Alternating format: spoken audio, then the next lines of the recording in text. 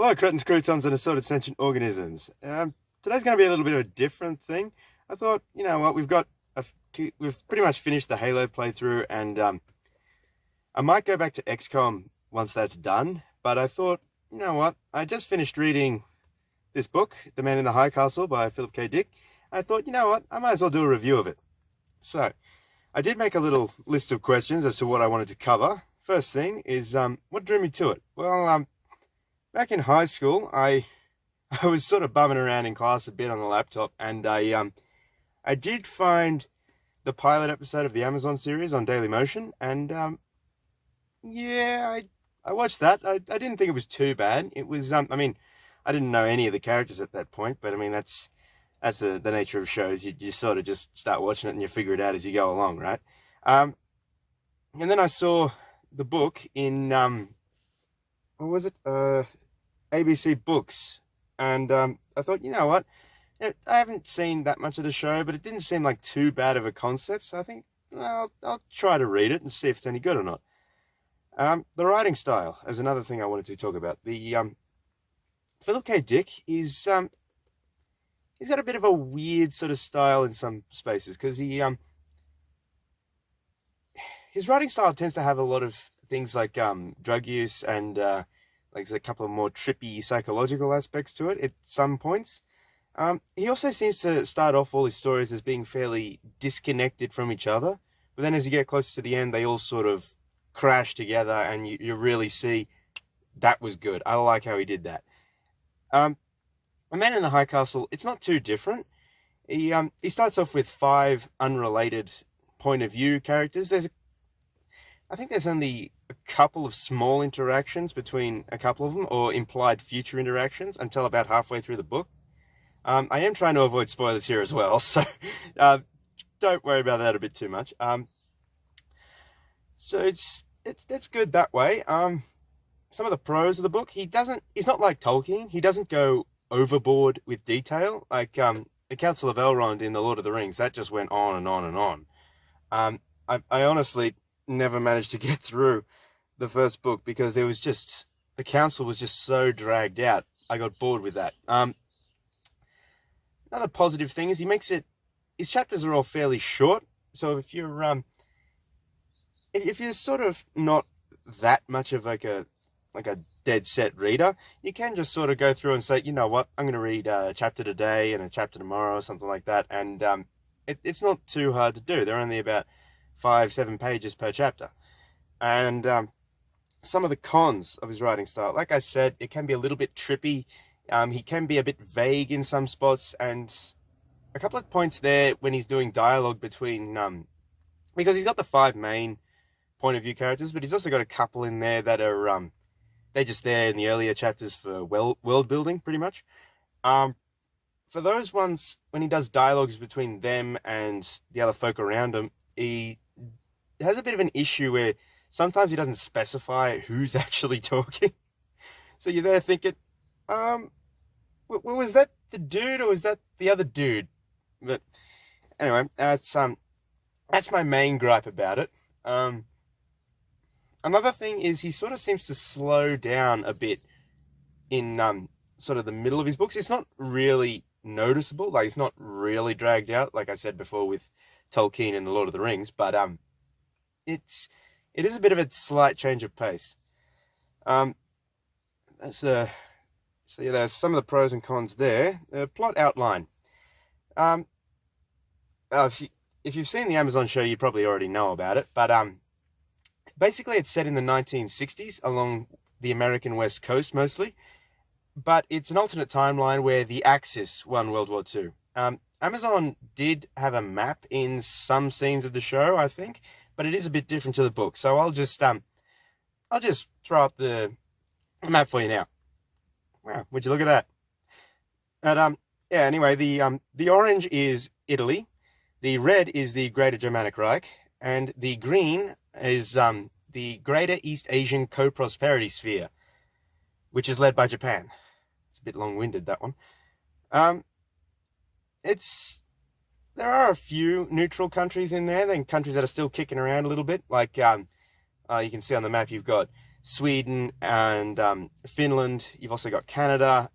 Some parts of South America are a little vague as to if they actually are independent or if they're subordinate to either the Sphere or the Reich. But yeah, it's there's also this big gap down what is now the Rocky Mountain states, because that's to try to preserve peace between the Japanese Empire and the Reich. They decided to establish a neutral zone where neither country is in control. Although this neutral zone's police forces and stuff like that, they usually acquiesce to organizations such as the Kempeitai or the what's referred to in the book as the SD, which is basically the successor to the Gestapo or the SS. There's Juliana is one of the point of view characters. Her story mainly focuses on the neutral zone, so you get a bit of a feel for how sort of van going past there. Yes, I am in my car. They get a bit of a feel as to how different the standards of living is between the Pacific States of America, which is the Japanese occupied part of it, and the neutral zone. You don't see a great deal about the Reich. It's more of just this anonymous enemy that's sort of just on the back of the map somewhere. But yeah, the character overviews was another thing I wanted to cover. You've got, excuse me, you've got 5 main point of view characters. You've got, in no particular order, Robert Chalden, Nobusuke Togomi, Juliana Frink, Frank Frink, and Swedish businessman Victor Baines. So just to recap some of their appearances at the start of the book, Robert Chalden is a antique shop owner in downtown San Francisco. There's a massive market for Americana type of things particularly in the Pacific States, because you don't really hear a lot about the Eastern States. They're under the Reich's control. Then you've got Nobusuke Togomi. He's the ranking official in the Japanese trade mission in the Nippon Times building, again in San Francisco. Frank Frink, he's a bit of a chaotic character, because he starts off as a factory worker, making just a whole heap of random little trinkets and junk and stuff. But he holds a lot of resentment against both the Reich and the Japanese. The Reich I get, because he is a Jew, as described in the book, but I'm not really 100% sure why he's so against the Japanese, because they seem to be fairly chill compared to the Reich. But, I mean, they always were, in a way, I suppose. Who else is there? There is Juliana Frink, Frank's ex-wife. She's a judo instructor, I think. I think that's what she was at the start of the book. And she had a bit of a falling out with Frank, and she's gone off into the neutral zone. She's sort of teaching at this little dojo. I think it was in Colorado or something like that. But yeah, her story, it's not really all that dramatic. It's more of just, hey, I found a cool book. I'm going to go and trek around for a bit.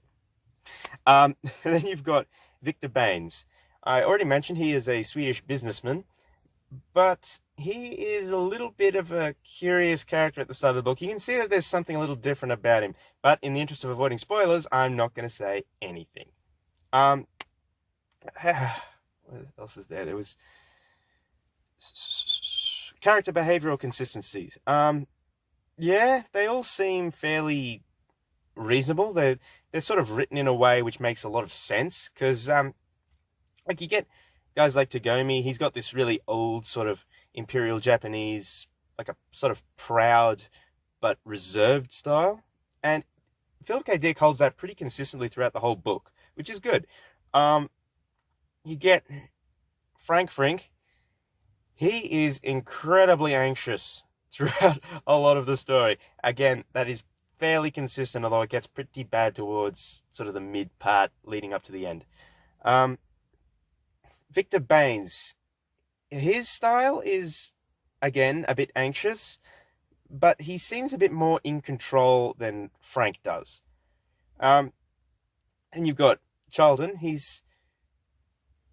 He seems to be a bit more of a simmering, sort of angry kind. He does develop a bit throughout the story to be a bit less aggressive and a bit less aggressive's not really the word, really. He develops into be a more level-headed character.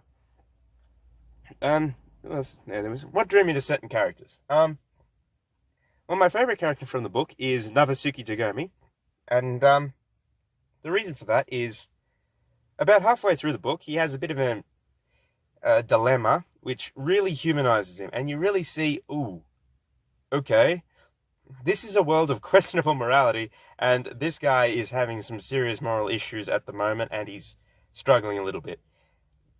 That, I think, was the point that really drew me to him. Before then, I was sort of just reading it, just feel like, well, you know, it's an interesting story. I don't really care too much about the characters, to be honest. But yeah, after that event, I was really, really looking forward to reading more of Tagomi's chapters. And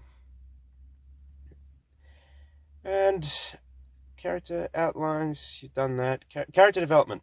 Yes, they have a bit more of a slow progression, sort of something you'd associate a bit more with like a natural sort of development of personality. Whether it's not like in all those movies where the characters just change like that and they just change overnight.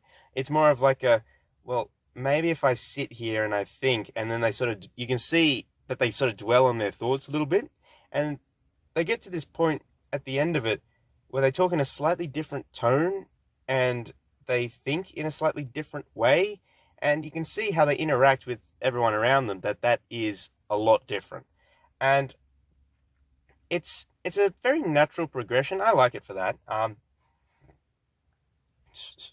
I think that was about all that I wanted to cover. But anyway, thanks guys for watching. There's probably going to be a few more of these. I'm not really sure what the next book's going to be. It's probably going to be either The Hobbit or probably some sort of classical book or maybe another dystopian. But yeah, if you can find a copy of The Man in the High Castle, I would highly recommend reading it. It is it's an interesting way of doing dystopian because it feels like how you'd expect the world to be after 20 years after the event. But anyway, thanks for watching, and I will see you guys next time. See yas.